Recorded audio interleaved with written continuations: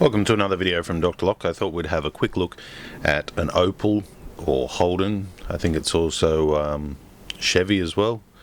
In the US, Chevy has a Cruze and a few other cars that have this type of remote. You can tell it from the rectangle shape here. Now this one is actually a Silca lookalike, so it's extremely close to the actual manufacturer's specifications. This one here comes up as ID 46, but that's not important. Most important thing is, what do you do when it stops working? Some of these type of remotes actually do have a circuit board transponder and do use power for that process to happen.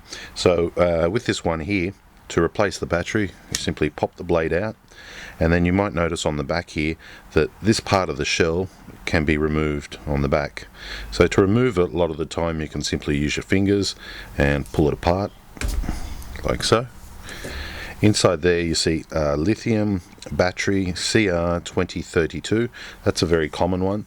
My advice is, if you are going to replace the battery, or if you're having troubles with your remote, or not starting sort of thing, try replacing the battery first and see how that goes. But make sure you buy a really good battery.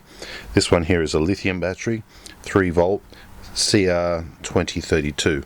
So I wouldn't be replacing it with the cheap ones you buy for $1 or $2. Try and buy the most expensive one, because it's going to give you the best service, and it's the sort of thing you only want to change once every 5 or 8 years. You don't want to be changing it every year, because you'll be in somewhere that will be inconvenient, or it'll come at a time when you least want it. So put a good one in, only cost a couple more dollars. That's how you get it out.